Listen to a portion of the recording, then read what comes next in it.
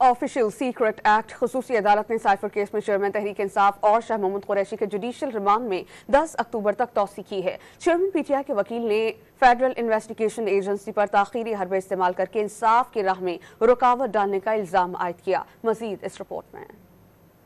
Cipher case میں official secret act عدالت نے چیئرمین پی ٹی آئی کے جوڈیشل ریمانڈ میں 10 اکتوبر تک توسیع کر دی۔ چیئرمین پی ٹی آئی کے خلاف کیس کی سماعت اٹک جیل میں ہوئی۔ جج ابو الحسنات ذوالقرنین نے سماعت کی۔ لطیف کھوسہ، نعیم پنجوتا، بیرسٹر سلمان صفدر اور عمیر نیازی نے چیئرمین پی ٹی آئی کی پیروی کی۔ عدالت نے کیس کی مزید سماعت 10 اکتوبر تک ملتوی کر دی۔ سماعت کے بعد میڈیا سے بات چیت میں چیئرمین پی ٹی آئی کے وکیل لطیف کھوسہ نے الزام لگایا کہ ایف آئی اے نے آج بھی کیس کا چالان پیش نہیں کیا۔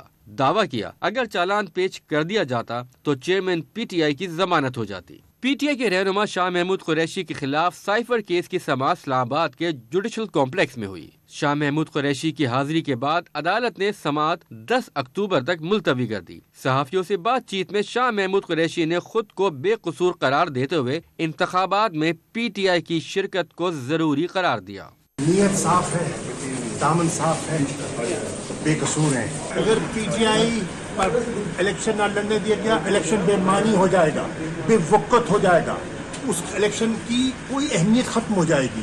پی ٹی آئی کے بغیر الیکشن کی اہمیت نہ ہونے کے برابر ہوگی۔ پی ٹی آئی چیئرمین اور شاہ محمود قریشی پر خفیہ امریکی سفارتی مراسلہ غیر قانونی طور پر آشکار کرنے کا الزام ہے۔